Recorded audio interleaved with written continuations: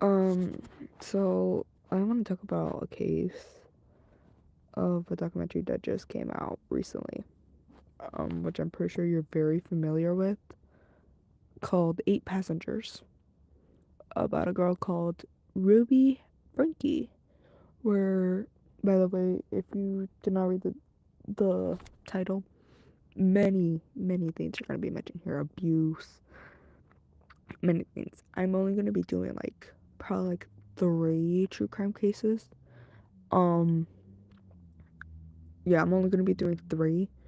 So like abuse, maybe assault will be on these. I'm not sure what other case I'm gonna do yet. I don't have a list, I'm gonna be honest. I know I haven't been live for a while. I've been posting. I've been busy with school. I've been busy with personal things and stuff. So I'm kind of just bouncing around everywhere, guys. I am gonna my best try my best. I'm not being honest here, but I'm gonna try my best to put myself out there more and stuff. Um, it is like 12:31, as you could tell. I sound like I'm sick. I'm not sick. I'm just tired. I've been trying to come up with like video ideas. Can't have any. I have a few that I've written down for people who have requested them. I haven't done them because why? Because I have zero motivation half the time. So yeah. But let's get to this documentary. Um, Ruby Frankie was an American vlogger. Excuse me. Lord have mercy on me. I literally just burped. Anyways, excuse me. Oh, I forgot to do something. Hold on. Hold on. I forgot to do something, gang. Hold on, guys. Ignore what I watch. I watch weird stuff. I get bored. Share. Copy link. We're going to my Discord, gang. Let's ball it. By the way, my friends named the group chat this. They're weird. I have zero idea what's wrong with them half the time. Um, Eeny, meeny, miny, mo, I choose you. And everyone. Boink. Okay, and then go to the group chat. By the way, yes, it is a joke. We are not that. It's just something.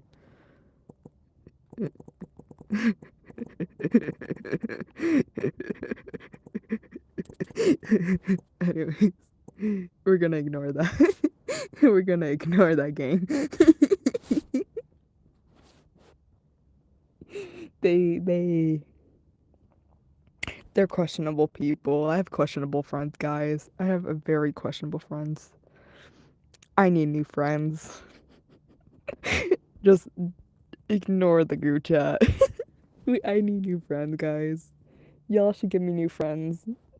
Anyways, let's talk about the case. Ruby Frankie is an American former family vlogger who was convicted for child abuse and who ran a channel called The Eight Passengers on August 30th, 2023. Frankie and Judy, I don't know how to say her last name. I refuse to say it. I'm gonna call her Hippo. Judy Hippo. That's her nickname. I don't care. Were arrested in Washington County, Utah, and charged with 6 counts of felony aggravated child abuse of two of Frankie's children. Frankie ultimately pleaded guilty for 4 counts and was sentenced to severe between 4 or 30 years in prison on February 20th, 2024. Yeah, stay there, girly. So what happened? This is the article, by the way. There's section to section and section of how this went. There's a documentary on Hulu, so if you like want better clearance on that while I'm speaking, just go on Hulu and watch it. I'm probably gonna sound stupid when I say this, but you know. I actually memorized most of the Hulu, so I'm probably just gonna keep her picture up here as I talk about it, but you know. Oh no, it's right here. Never mind. It's all here, gang. It's all here in the article. She created the channel in 2015 called Eight Passengers, where she documented her family life in Utah with her husband Kevin and their 6 children. She was originally posted 5 days a week at 6 a.m. As of June 2022, God, 2022. Hello, it says 2020. All right, it says 2020. The channel had 2.5 million subscribers. Oh, that's more than me. Anyways, and was announced 1 billion viewers. Wow.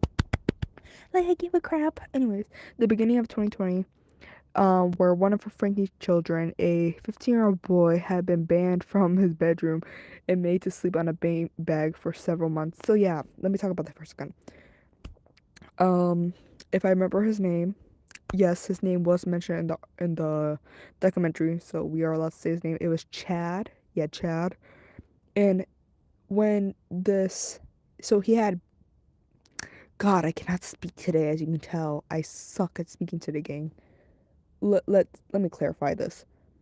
His mom made him sleep on a beanbag because she decided to listen to his therapist, who was an online therapist, by the way. Believe the online people, I guess, today, guys.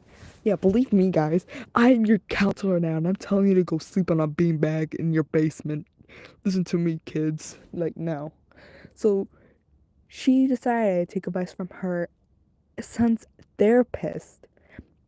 Something about her son, like, oh, you gotta treat your son with, like, gotta teach him how to behave and stuff.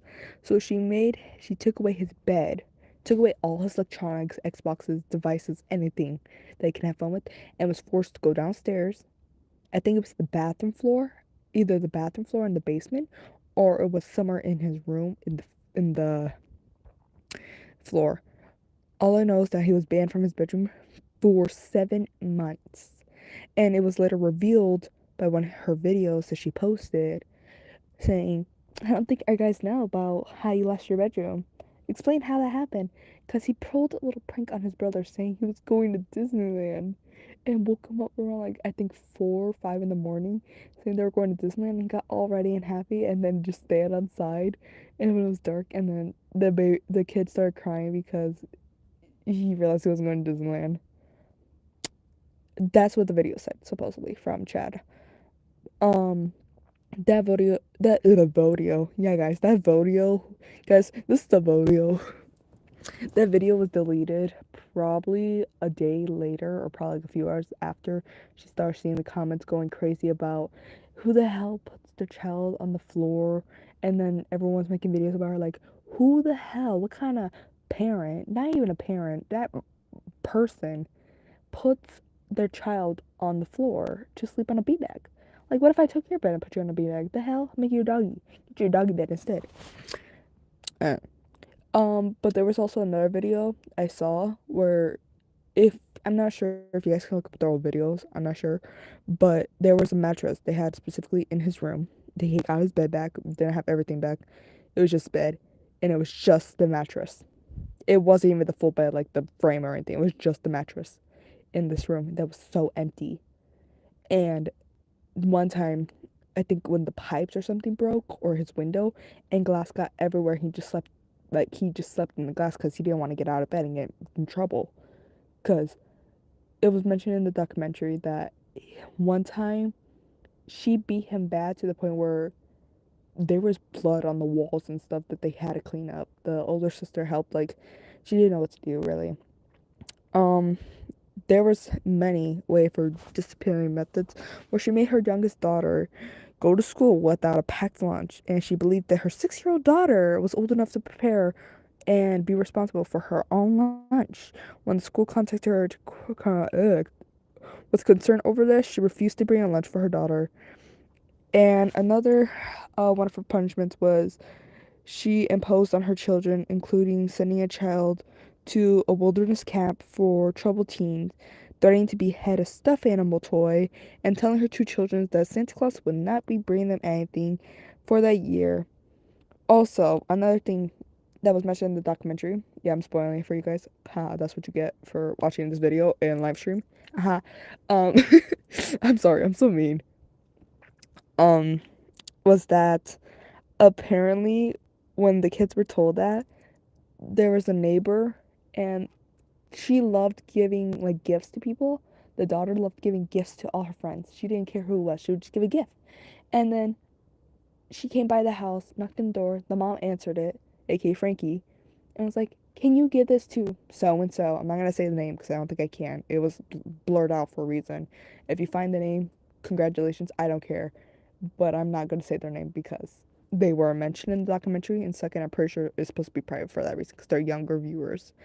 Unlike the other two, which are the eldest, and their names are already out there, so they're fine to be named. Um, but she apparently told her daughter after she closed the door, throw away the toy. You're not allowed to open it. You're not allowed to keep it. She told her to throw it away.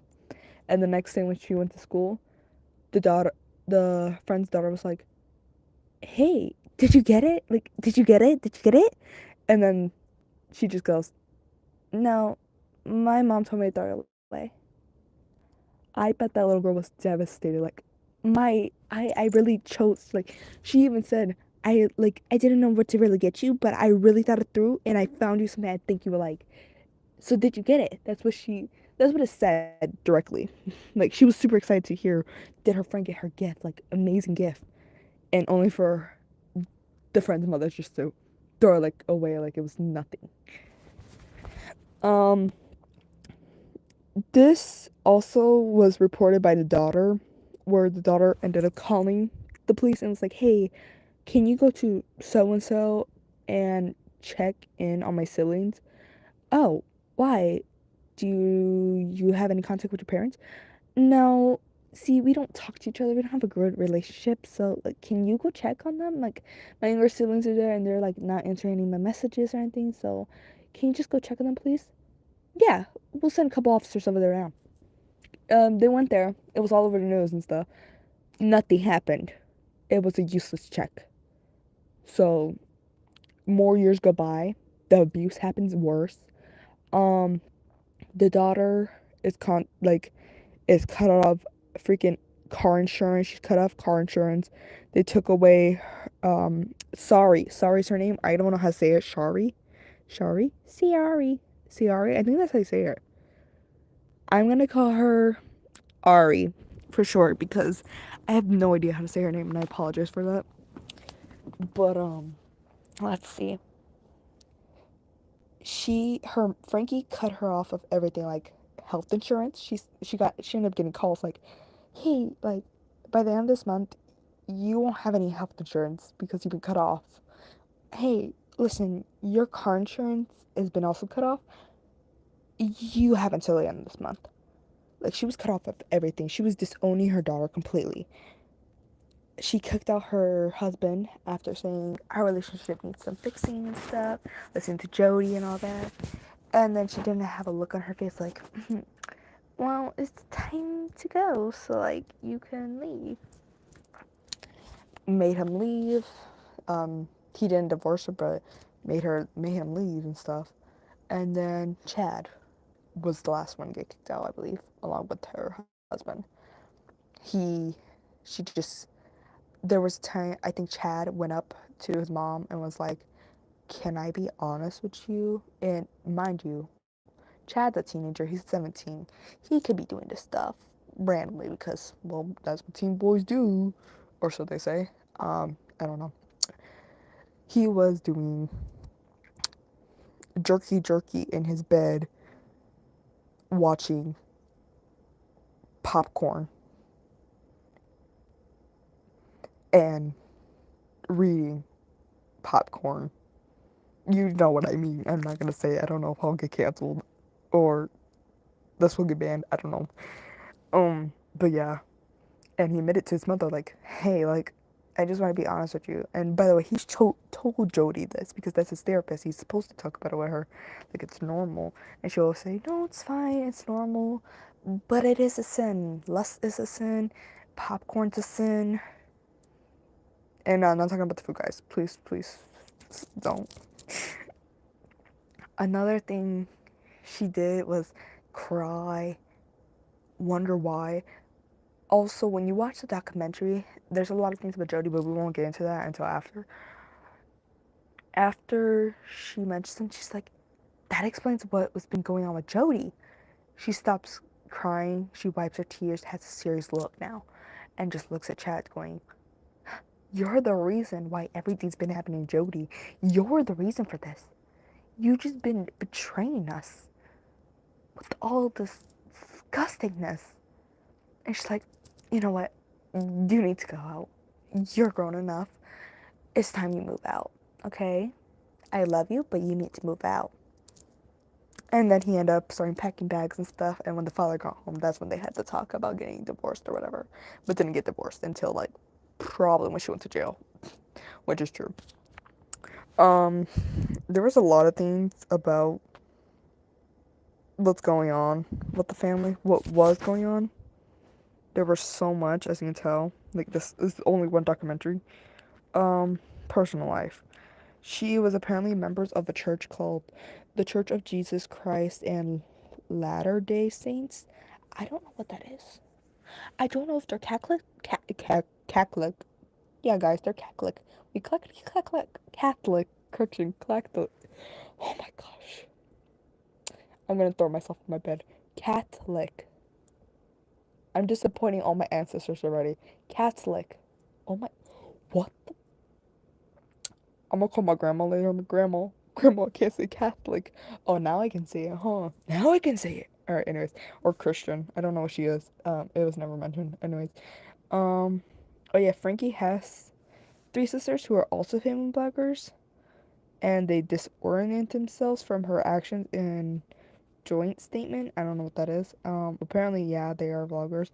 If you want to know their channel, if I remember correctly, ignore what I watch. I get bored, people.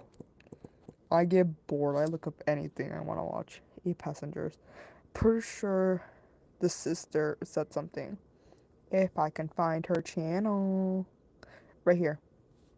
This is the sister. Julie Duro. This is the sister.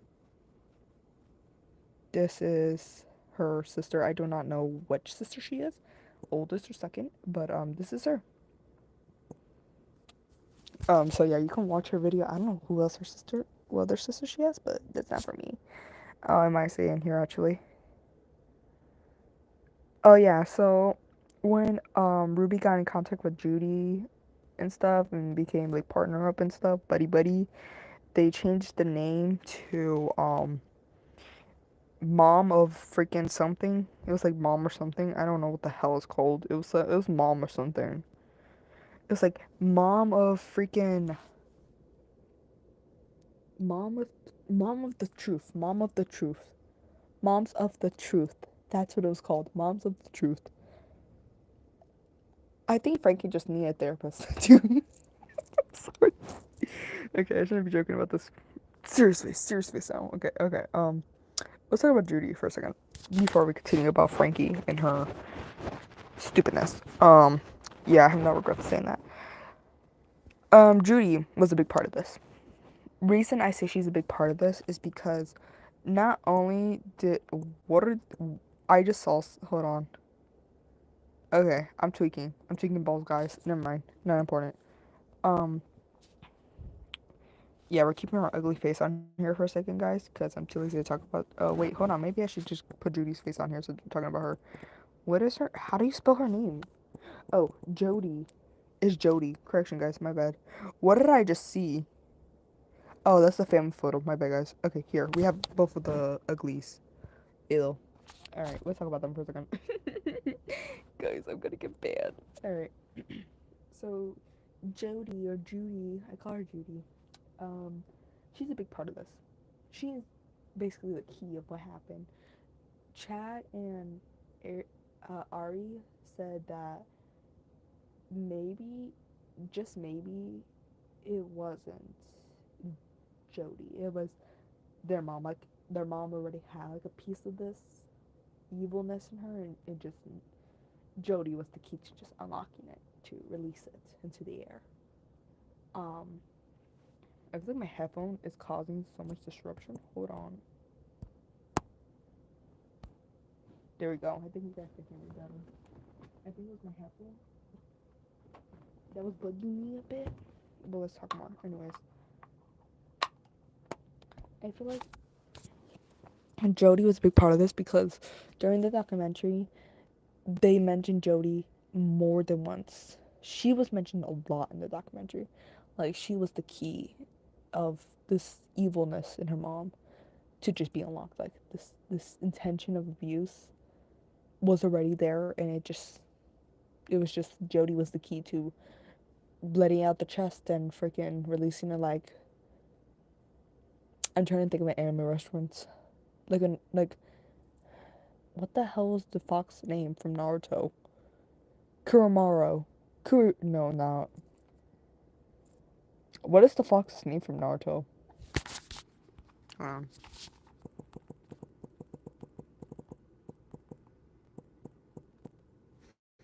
guys, hold on, give me a second. I'm trying to think of how to say it. Kurama. Kamara. Kurama. Kurama. You know what? It's not important. Not important thing. Not important. Whatever the hell the fox's name is. It's like Jody was the key, basically the seal to freaking unleashing the Ninetales from. Okay, I need to stop at anime references for like 2 seconds. This is a serious case. Sorry, I can't take this seriously anymore. But I feel like when I was watching the documentary and watching all the old videos it was showing, it made me wonder: did she really like believe all that Jody was saying? Did she just, or was she like mentally not okay with this as well? Like, when she was in court, she acted sympathetic and stuff. But at the same time, when you watch old videos and you saw the chart of how she had tasted men and stuff, like what she wanted in a man, why does she care so much about looks and all that? Like, it was normal. But you all can say, like, oh, well, maybe that was a normal thing back then. No, it, to me, it didn't seem like that. It seemed like more like she had this intention for a long time and just couldn't find anyone that would be willing to do all this. And when she found someone, she just plopped them into the plan and said, "Blop, there you go, Prince Charming. I just gave you a whole family, so I can traumatize them later and make their lives a living hell and give them the childhood they don't deserve." That's what it seemed like to me. When I watched more of this documentary about trying to cry, Jody's name kept being mentioned so many times. It was like Satan being mentioned. Also, don't jinx that. Knocking on wood now. Don't come for me. Love you, Jesus. Please protect me. Uh, and my viewers before I get jumped by them. Anyways, sorry about that. Had to make sure I don't get possessed like Jody over here trying to act like she's possessed. So they can feel sympathetic for her, but if she really is possessed, then damn, stay the hell away from me, go to church, and get some holy water in you. Thank you. Thank you. But during the documentary, Jody acted like this kind person, like Dee Dee's mom from the freaking case of Gypsy Rose. She acts like Dee Dee's mom, and the reason I say that, she acts like everything's about her. Like, yes, I have a sick daughter, and you must feel sympathetic for me, so I know what you feel. Now, she said this one quote all the time: I know exactly how you feel, okay? So I've been there. I've been there before, so I know exactly how you feel. No, shut up. Shut up for like 2 damn seconds. You don't know how the hell I feel. And you're over here telling your this little boy telling him, I know how you feel, but popcorn and lust is a sin, okay? Okay, so that means you committed a sin as well because your children don't even speak to you. And last I checked, then so did little Miss Frankie over here, Frankenstein over here, committed a sin too because she had 6 children with lust, which is, if I'm just correct, isn't popcorn and lust the same damn thing? Doing the bombaya in the bed sheets and making random children like rapes. Am I incorrect here? Because I'm pretty sure I failed history for not this reason. I don't think that has to do with history. Biology. Correction. Biology. hmm I feel so stupid right now. I just said history. I'm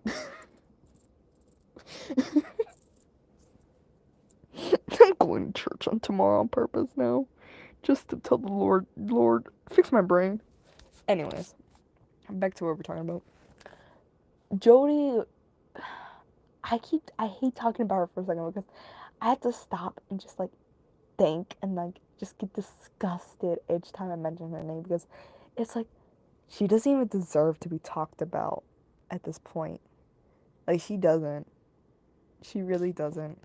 And it's like she's just there. She's just existing there and stuff. And like you don't know what to do with her. So she's just like that little object there and you just don't want her there. It's like a worm being in your room and you just don't want the worm there, but you also want to keep it till you can turn into a butterfly because that's what you think as a kid. Sorry, I have weird childhood memories. Anyways.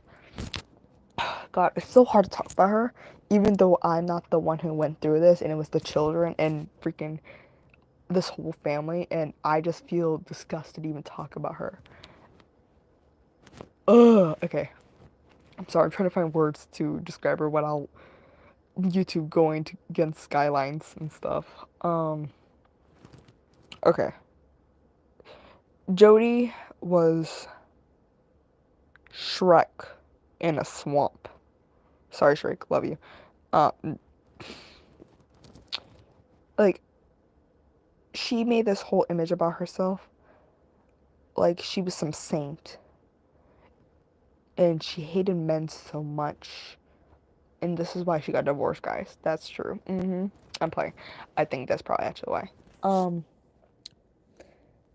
she hated men so much, you can tell, because she made one group for just women, understandable, but made a group for men too.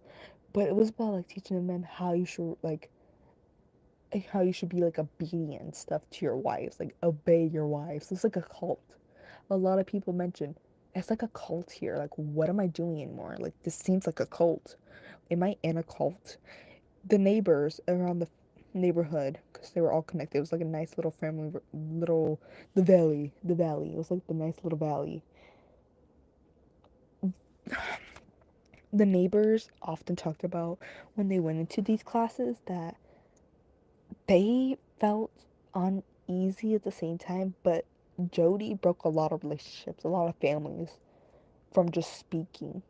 Man, she should have kept her damn mouth shut. Put a muzzle on that girl. What said it? Don't tell the government. Actually, tell the government I want a muzzle on her. Anyways, I know I'm done. I'm done. I'm sorry. I'm sorry. I'll shut the hell up about that. Anyways, but she did a lot of things. Like she was the reason why Frankie even thought of freaking honey and cayenne pepper and whatever the hell they added into that mix. I don't know if I'm allowed to show the injuries on here. I don't know, and I don't want to try and show it, and then all hell breaks loose and stuff. So I'm not gonna. But if you watch the documentary, the injuries are showing on there. They're a bit blurred out, but most of the injuries you can see. Like how her son, which I cannot mention the name because I don't remember it, and two, because it was never mentioned in the documentary. Uh, excuse me. I mean, it probably was mentioned in like you TikTok videos and stuff. You can find it there. Congratulations. I don't care, but I'm keeping it blurred out due to the fact that it's literally not my kid. Two, underage. Three, this child has damn trauma. Uh, so the injuries that were made was specifically by Jody. These were Jody's ideas, and Frankie just followed them along like some damn followed the Mama Duck clan, basically. Follow the Mama Duck factory. I want to play some Roblox now. Anyways, she did everything to ruin this family. Every little thing. She made sure the father was out the picture. She made sure the oldest were out the picture. All she needed was the four youngest children. She kept the four youngest with the mom and took the two youngest of them all, to her home, like some summer camp. But except for a summer camp, of having fun, ice cream, bugs, and all that, it was torture. It was one of those camps that you're sent to for a mental institute, basically. They, the torture things that happen there, I can mention them. So please be aware, there's a lot of abuse going to be mentioned here. Horrible abuse. Jody would cuff the youngest children, the boy, to weights and make him walk or jump with them on a trampoline. Um, she made him run to an area called Hell something. I don't remember, like the whole of hell or something like that. It's just a desert. It's literally just a desert. And the youngest, same with the youngest, made them have weights and stuff and would starve them and beat them and tie ropes and burn them. It was horrible. It was just horrible. I saw the wounds. It disgusted me. I'm gonna be honest. It disgusted me when I watched it. I had to pause many times because I just had to walk around and think, what the hell am I watching? And what kind of sick people thought this would be okay to do to children that are innocent and were only born to the world to live their life as the next generation, only to be abused from the generation that was raising them, and only to look up to that generation and beg them not to hurt them because they have no idea what to do because they are children and weak and vulnerable. And that's what they saw. They saw little lambs and they decided to eat the lambs.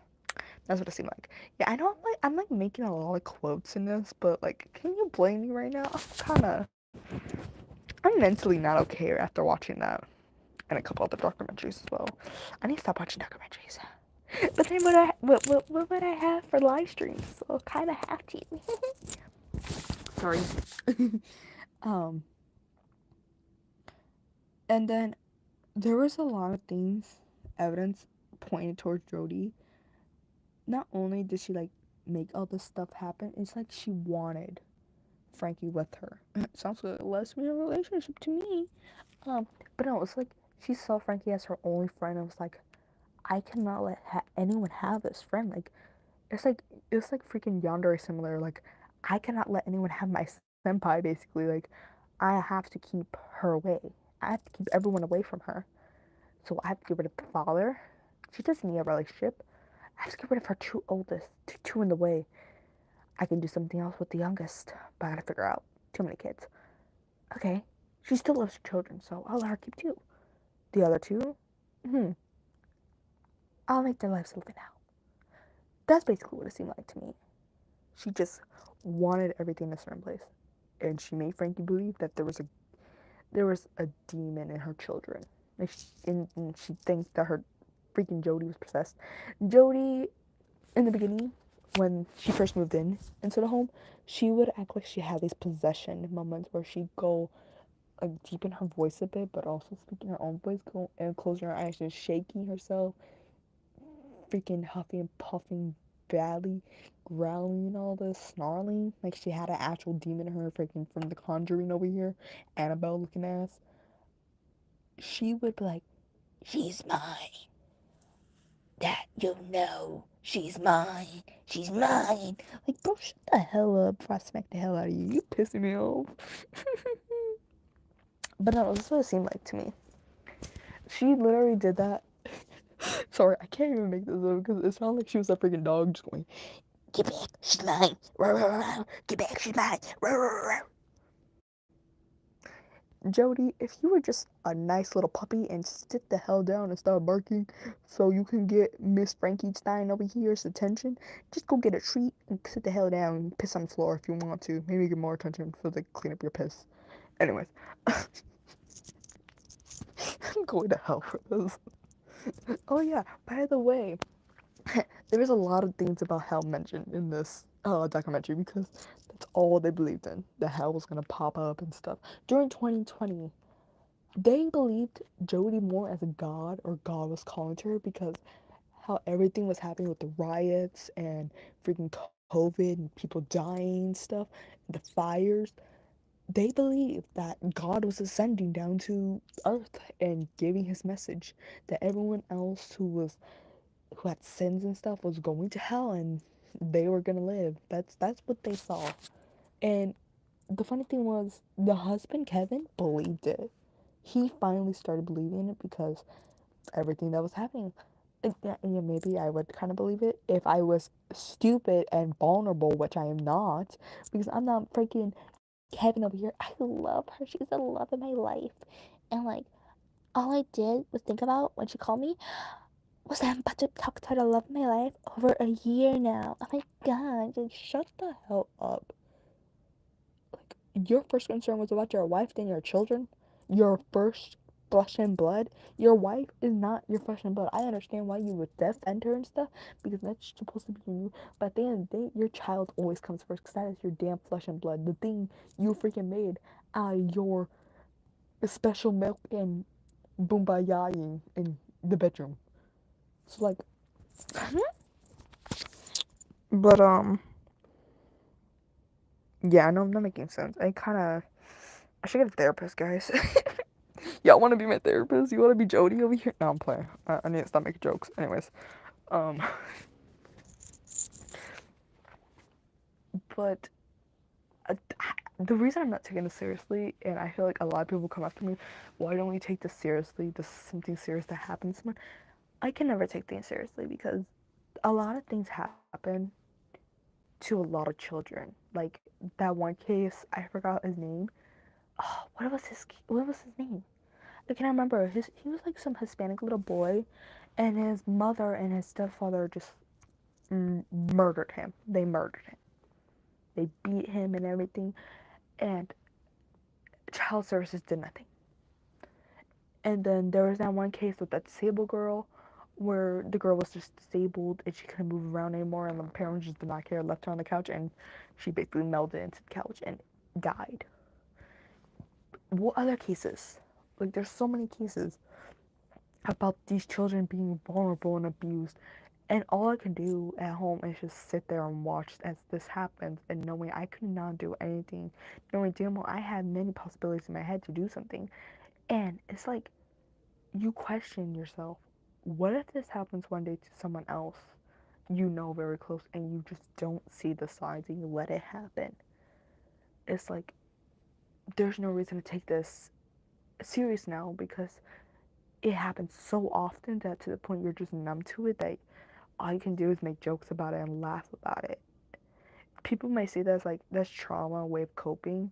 I see it as my way of just going with life because at this point we're all gonna die one day, and I'm saying that truthfully now.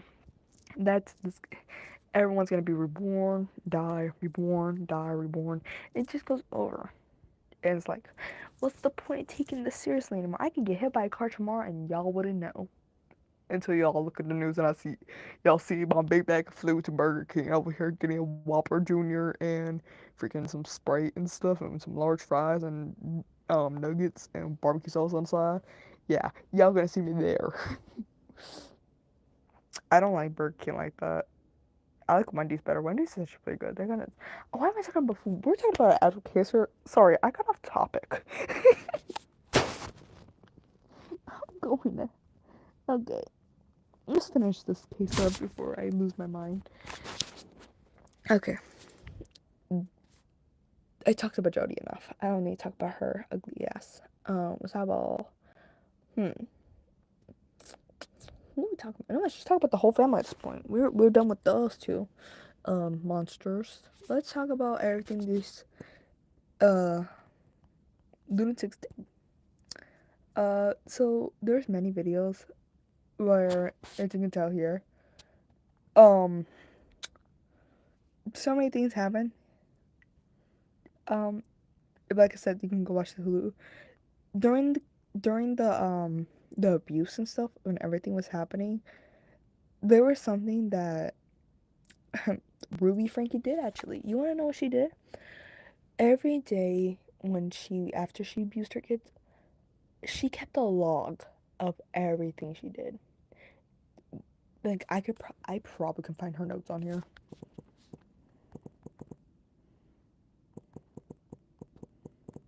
Can I find her notes?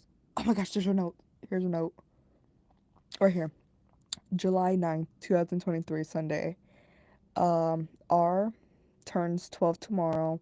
I never emphasized? What the fuck am I reading? Anyways, him being 12, I still pooping pain is what? 12? still pooping and peeing himself, satanic choices, bad ones, becoming. I'm gonna be honest, I don't know what her handwriting is saying. Even in the most. What the. Oh, officiated? Officiate? I don't know. Affectional? Affectionate? She has horrible handwriting. Can I say that? Holmes, July 10th, 2023. It's our birthday, and he doesn't even know what month it is. E and R have been in so much div- diversion. Guys, I cannot read her handwriting. I'm saying this confidently. I don't know what her handwriting is saying. Deviation, behavior.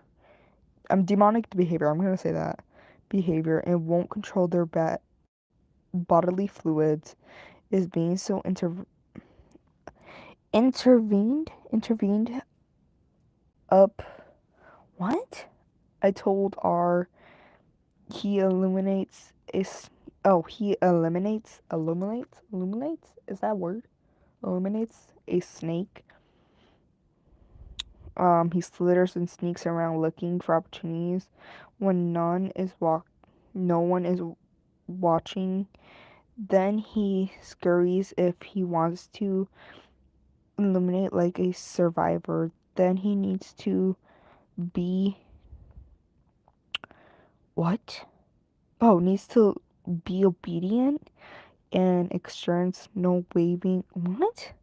Can I no hiding our lies? I mean, all the time. What? Can I say her writing is just so bad that I cannot read it and I have horrible handwriting? Shocked my system, something, something, suspended cold throat, and he won't always get little people. Oh, right here.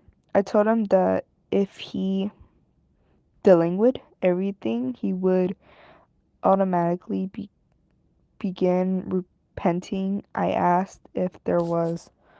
Can I say she horribly writes? Okay, anyways. Oh, here's more. See, right here. Asked him to take off one sock off the balcony on the opposite foot, left foot, and then something like that, while staying balanced. So mainly lifting one foot or something like that, keeping balance. He fell over and hit his nose on the ground, began bleeding. I gave him a rag. I'm assuming rag. I don't know. Some of it's crossed out. I can tell. And wiped his face. Toilet paper. He dabbed his face merely to smear the blood. Then he blew his nose so harshly, though the toilet paper through the toilet paper. Is that what it's saying? He got new blood on his face and all over his shirt. There's the easiest exercise he is asked to do and refuses with the decrypt. Can I? Oh my gosh, I cannot read her stupid handwriting. It would expect for a 90-year-old. He plays completely helpless. His body is full of evil. So basically, through all these things she's talked about, is about her mother's notes on how she wrote down everything. And I mean everything. She noted everything down about how she abused him, what she did to him, and everything. Like she basically kept a log of everything she did to her kids. A log. Like this was a doctor's office. She kept everything filled out. There was a folder right there in the nightstand. It's like she put it there on purpose also because she had time. She had time. She called her husband. She had time to tell him, hey, like I haven't been completely honest with you, but like, listen, the cops took the kids. The twins are evil. Like they are demons. They're being possessed and stuff. Sorry, should I like voice act this? And it's like, I need you to go get them. If you go get the kids, you will be redeemed, and I will forgive you. She basically manipulated him at this point. And he went to go to the police station. By the way, I'm talking about Kevin. by the way, that's her husband. But yeah, and it's like she had time to call him, and they were still, by the way, at the other house, still looking around and stuff, to make sure there's any more survivors. So she was technically in her own house at the time. And what she did was she probably took out the folder, put it on the nightstand on purpose, and then I don't remember if she walked to the house over there where Judy lived or she stayed at her house and they came to her. I cannot remember that part. But all I know is that they specifically did not care that what they were doing was wrong. It was like freaking a pleasure to them, basically. So I don't know, to be honest. Like, it confuses me when I talk about this case because then you're just like confused and then you have nothing to talk about. Um, this case goes on and on for like hours. I want to be honest, it's like 3 episodes on Hulu. So if you want to know more about it, just go on Hulu because I'm not gonna talk about their case too long. 'Cause I really don't want to stream for too long, too much to be honest. Um, too much of my time, guys. That's too much of my time I'm wasting on you because I love you totally.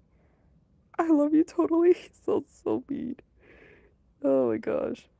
Okay, but yeah, we won't talk about their case any longer since they're not that important. But yeah, if you want to know more about them, just go to Hulu or any other website and stuff and just watch it. It's literally for free. It's easy to watch because, well, yeah. Also, yes, I love this photo. It's cute.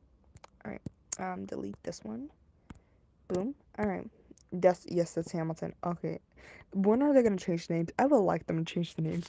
Bro, guys, I'm changing the name. I didn't change this. I could probably prove. Can I prove? Can I prove that I didn't change this name, please? Please, please. Can I prove somehow? Also, yeah, I'm showing the messages for like 2 seconds. Can I prove that I didn't change his name? Can I prove? Oh my gosh, I cannot prove this in any way. I cannot prove this in any way. Guys, guys, please, please, please. Monkey, son.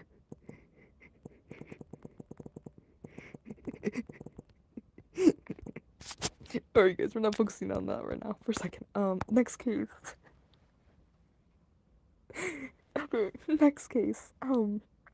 Is about Natalia Grace.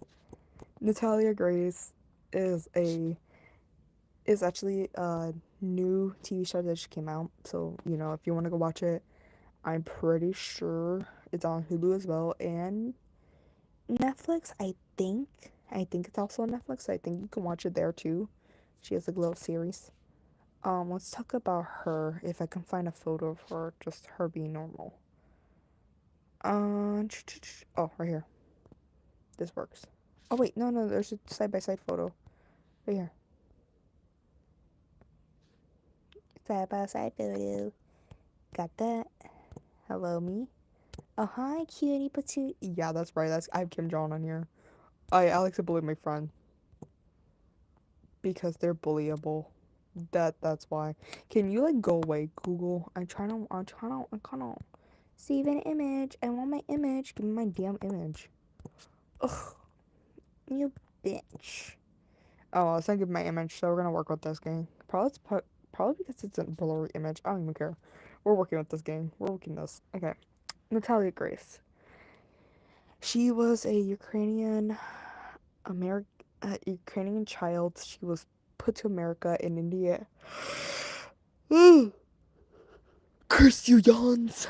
Have fun yawning, guys. Anyway, Natalia Grace was a Ukrainian child and was put into a foster home in Indiana and was later adopted by an Indiana family.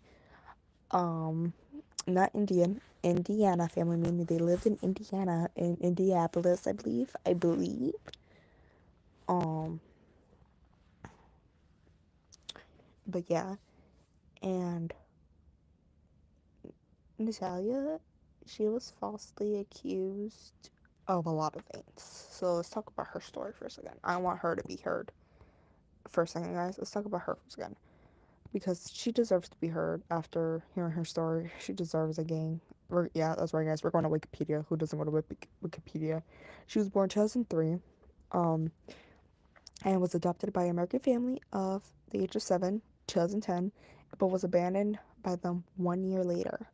Brandon's adoptive parents claimed that she was an adult at 2011 and successfully sorted this in court, order legally changing her birth from 2003 to 1989, though in August 2023, DNA test of the healthy testing company True Noah Diagnose estimated that Grace was about 21 years old, suggesting that she was 8 years old, and when her adoptive parents abandoned her in her first apartment in 2011, her birthday had been legally restored to her birth year, which was 2003, meaning she was 9 years old when they abandoned her into the home and was nearly about to be 18 soon.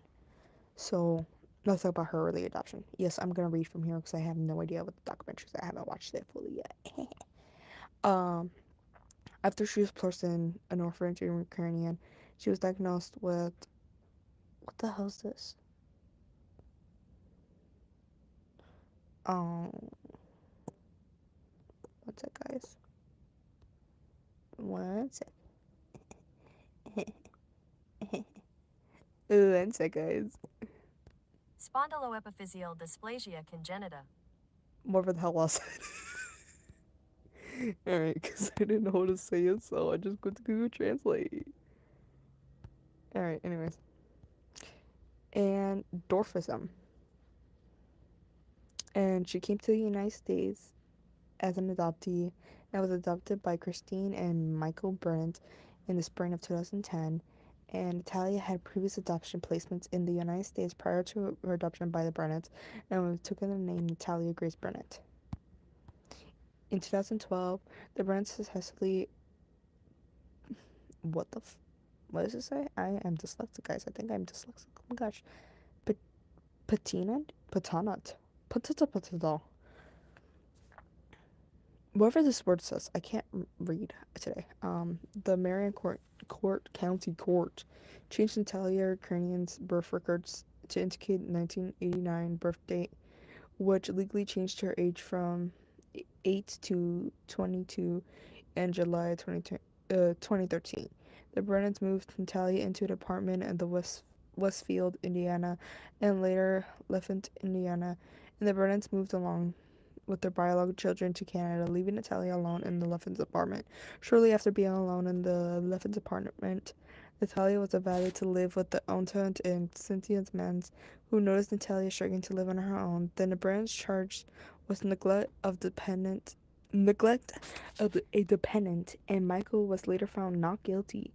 The prosecutors in the neglect case against the Brennans were able to locate Natalia's birth mother in Ukraine, and Natalia's birth mother was then identified as Anna.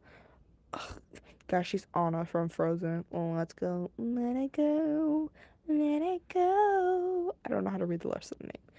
Who was born on April 20th, 1979, in what Latvia. DNA test confirming that Java was Natalia's biological mother, and if Natalia's corresponding birth date was 1989 were correct, Java would have been given birth to at 10 years old of age. The prosecutors also obtained birth and hospital records from the Ukraine, which supported Natalia's original September 4th, 2003 birth date. And the prosecutors were born presenting the evidence that Natalia was a minor child born in 2003, where she was left to live alone in the apartment in Neglect Chase, tried being based on Natalia's disability, not her age. Blah blah blah. Something about her home legally changing. It's basically the same thing. Seeing that she was lying about her age, exhibited sociopathic behavior, which plot the film and stuff. Um, something about funds and stuff, all that. Oh yeah, so the mom, because I'm pretty sure it's not gonna say anything here. Yeah, it's not. Yeah, it's not gonna say anything here. Okay, so how the parents found out and stuff was because the mom was gonna give her a bath and stuff, and she noticed that Natalia had hair on in her. No, no, don't touch me there. Touch my no square. And she noticed that she was getting her Shark Month early, and since she was considered 6 to 7 years old, they didn't think that was possible for her to get that. Even though it's very possible when there's many cases that a 5-year-old got one. But okay, I guess we're all just making assumptions now. Curse you, Mother Nature. Love you. I was kidding. Um, knock on wood for a second. Um, and apparently, since the mom saw that, she's like, honey, look. She has hair down there in her no square. What? Isn't she like 6 to 7? So, they assumed that she was an adult because they contacted the orphanage. The orphanage was already out of business. In the orphanage, when she looked up online, there was a lot of reviews about the orphanage where they adopt children, they were misbehaving and all that, and blah blah blah, something like that, and that they basically got scammed. Natalia Bernards was one of the children there. Apparently, the reason she was sent back is other people thought she was an adult too. And another thing about Natalia was that her parents, the adopted parents, the Bernards, when they thought she was an adult, they literally claimed that because she had bad behavior, because of the hair down there, and because, now hear me when I say this, this is so stupid, but because that they saw articles and reports about the orphanage. And not only that, because of how she ran one time. Buddy, she was barely running. She was more like limping, running and stuff, since she was still a child. So it was like she can run, but it was just hard to. Like she can walk, but it's hard to. So she still technically needs the walker in the wheelchair. By the way, apparently this orphanage scam. So when they adopted Natalia, they asked for money because when you adopt a child, you must give money and stuff and all that. A way to support them or something like that. It's like a buying a child. You bought a child gang. Um, they apparently asked for so much money, point where they asked for so much money on purpose because they wanted to pay for Natalia's medical bills without the parents knowing. So the day of they sent the money in, they hurried up and put Natalia into surgery and paid for her surgery with all that money. And the rest of the money went to them, spending on whatever the hell they wanted or something. I don't know, like that. My mom said that apparently when she was reading more about the case, because she's really interested in like true crime and stuff. With that, sorry, I'm tired. I'm gonna end this in a bit. That apparently, I can't even talk about this. It's so stupid to talk about a case this old. Oh gosh, alright. I don't remember where it was because I heard my mom cough. Oh yeah. And they pay for her medical bills with the money they gave her and stuff. They got to adopt her, by the way. And apparently, the orphanage was also known for mixing up all the dates on purpose so the children could get the hell out of there faster. And then once they left the building, they cleared it all out of paperwork and burned the paperwork. So, I mean, you couldn't find any records of the orphanage children and all that. So, basically, yeah, they were fucked. But, if you want to know more about Natalia Grace, there's a book about her. There's 2 documentaries. There's even a movie. I recommend you go watch it, or a TV show, I think. Amazing. She tells her tale, and I don't think she deserves any of this. She has an interesting life. She was abused by the second family that adopted her. She lives, I think, with their third family. She got adopted by the third one. Treated her so well and stuff because they were also dwarfs and stuff. Um, I'm thinking. Oh yeah, but yeah. I don't want to talk more about her because due to the fact I'm tired. 2, she has a long story. Too much to talk about. Just like the 8 passengers, but theirs was longer. Well, like I said, You can find her story mainly on Netflix or Hulu. If you got either of those, just go on a website that you know it's illegal. I know you guys be going that, or just find it on YouTube and have some audio guy tell you the story. Yes, Cynthia here and Bailey here.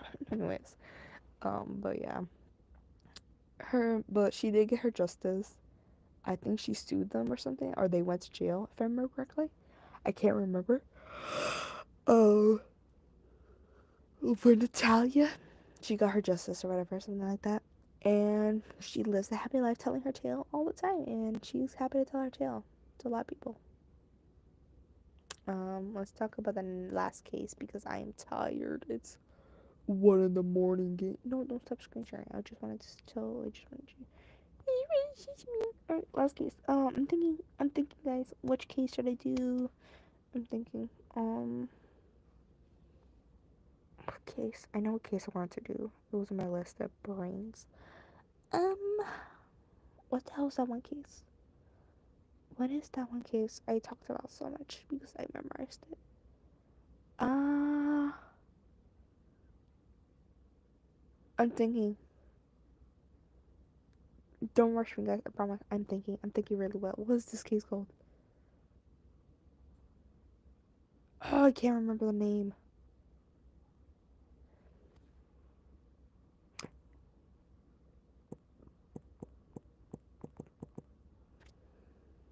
Oh, this one.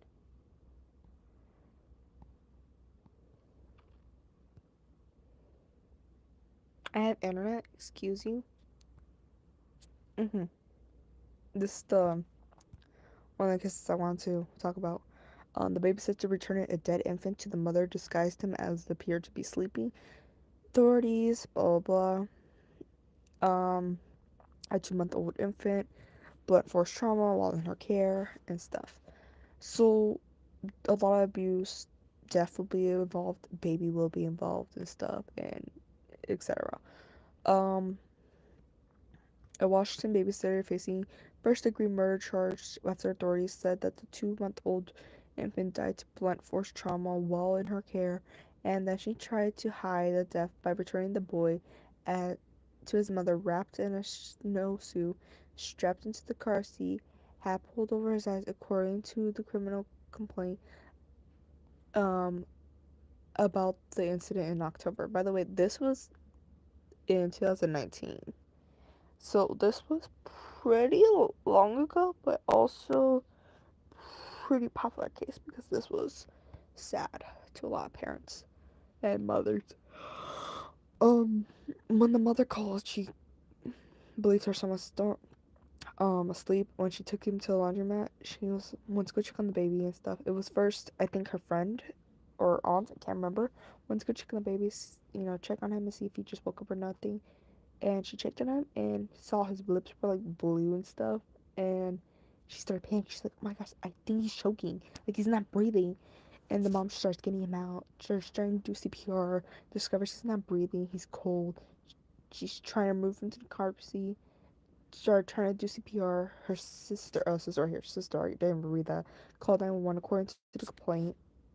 The baby sister, Marissa, more like Barissa, get the fuck out of here, was ordered Friday to remain in police custody, where she had been held since October, pending 5,000 cash bound. Okay, whatever. I don't care about that. It was included in a complaint that Barissa has entered a plea charge calls whatever the county is called, attorney's office, defender's office, blah blah blah. I'm too lazy to read all that. That's too much for me. Um, okay, so this is right here. Authorities said the mother dropped off the child at Barissa's home around 3:30 or 4 p.m. on October 18, 2018. According to the complaint, about 2 hours later, the mother received a text from Parissa, in which she told the mother that she was listed in the local news outlet had been having a charge with abuse and unrelated case. Barissa was allegedly told the mother that as a result, she was not allowed to be in contact with children and asked the mother not to tell anyone that she was caring for the woman's infant son and another child. The mother came to pick up the two children shortly after 9 p.m., according to the complaint, as she thought the baby was sleeping. he was normally be sleeping at the time of the day. An investigator wrote in complaint that when she went to remove the baby, his legs were like rigged and remained bent. So like, you know when you sit in a chair in your like bed and stuff, that was what his legs were. Like they were unable to move his legs. And when they tried to do CPR, they could not open his mouth. So it was like you like if his mouth was like sealed up like sewed or stuff, you would have to like cut it open in order to do CPR. But his lips were that shut that they like when you try opening them, it like his jaw was locked because he was crying so much and his jaw locked and it was just shut, which caused the baby to die. I'm trying not to cry talking about this because it's sad that this can happen to a mother and this happens a lot to a lot of parents. Um, But yeah, she was later tracked down at a hotel around 4:15 a.m. where she allegedly told the detectives that the child died in her care and didn't check for pulse, that she did not reach out for help, that she did not perform any resuscitation efforts, that Barissa attempted to put the baby in a lifeless body on the floor in the hallway of her home, dressed him in a snowsuit, and then placed his body in the car seat with the blankets. According to the investigator's account, her boyfriend returned home around 6:30 p.m. Barissa did not tell him about the baby's death and assisted in buckling up the baby in car seat and vehicle and drove her to boyfriend's and her own son to a local McDonald's where they ate for 15 minutes according to the complaint. So yeah, they went to McDonald's with a dead baby. She allegedly admitted purposely putting the hat over the baby's head so the mother wouldn't realize the son was dead. Um, Autopsy, I can't read that, determined that the child had died and three separate blunt force injuries to the head, according to the complaint. After she returned the lifeless baby and went swimming in the hotel pool with her boyfriend and son. Wow. So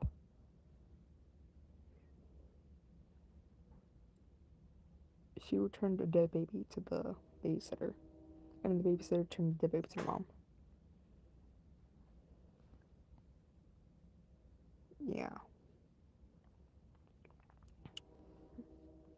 This is a true case. I read all this off of here because one, I'm too lazy to make my own story and stuff.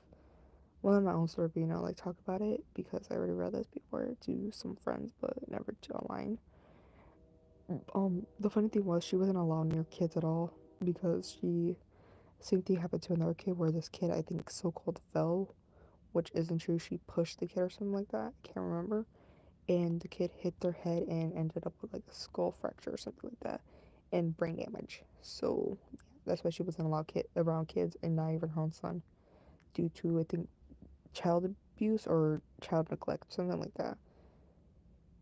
Oh, she had a lot of baby daddies. No, not baby daddies, boyfriends, correction. So, yeah. She had a lot of boyfriends, so even in jail, she was able to be like, hey, honey, like, can you, like, give me money for food? Yeah. A sad case. Um, I hope that mother gets, like, well after this because I'm pretty sure she's still devastated to this day that her baby died to something like this. And no one should ever have to go through this, so I hope that mom has a good life. I wonder if my picture's downloaded. Can they change the name? Huh? Change it?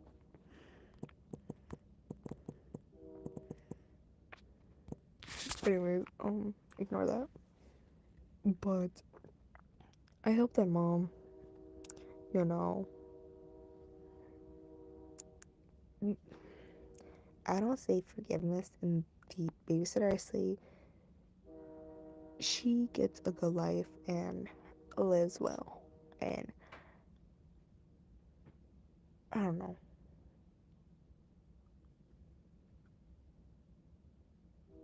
But yeah. I hope I hope the mom just has a good life because that is sad to ever have to go through that. Yeah. I don't have much to talk about here, so I'm probably gonna end it here because I'm tired. That's all. But I do want to thank you for listening to my nonsense and stuff. I probably did not see comments if you guys did commented, so I will check those later. But thank you for watching my annoyingness podcast, and yeah, I will probably see you whenever I can. Bye bye now, Starlings. Don't do anything like this, because I swear if you do, I'm going to beat you. That sounded wrong, especially after we just talked about child abuse. You know what? Just bye, Starlings.